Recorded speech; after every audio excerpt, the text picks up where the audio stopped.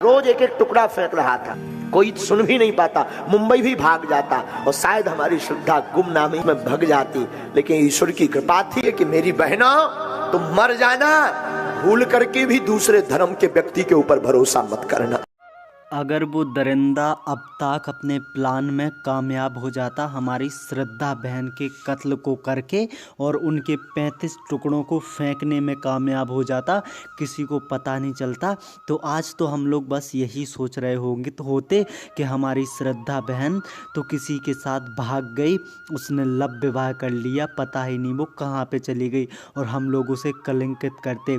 लेकिन वास्तव में सच्चाई तो अब सामने आ गई, क्योंकि ईश्वर की कृपा थी, हमारी बहन को बदनाम नहीं होना था, हम सबको जागना था। इसीलिए ईश्वर की ऐसी कृपा हुई कि उसके प्लान के बारे में पता चल गया सबको और सबको मालूम चल गया कि इस दरिंदे ने हमारी बहन श्रद्धा के साथ क्या किया।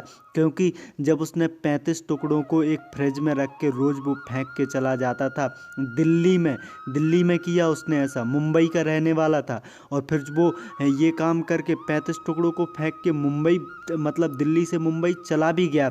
लेकिन पता चल गया तो पुलिस को फिर उसने बता भी दिया, क्योंकि जब पुलिस की धौंस पड़ी तो बताना ही होगा ना। और बाद में उन 35 टुकड़ों को ढूंढा गया। बताओ, ऐसा हुआ हमारी श्रद्धा बहन के साथ।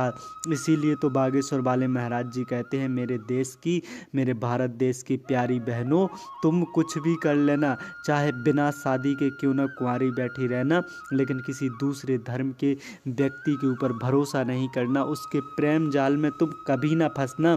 अगर तुम्हें विवाह करना ही है तो तुम दूसरी जाति के लड़के से कर लो, लेकिन वो तुम्हारा हिंदू ही हो, हिंदू लड़के से शादी कर लो, क्योंकि हम हिंदुओं में जाति भेद का कोई मतलब नहीं है, क्योंकि हम सब एक हैं।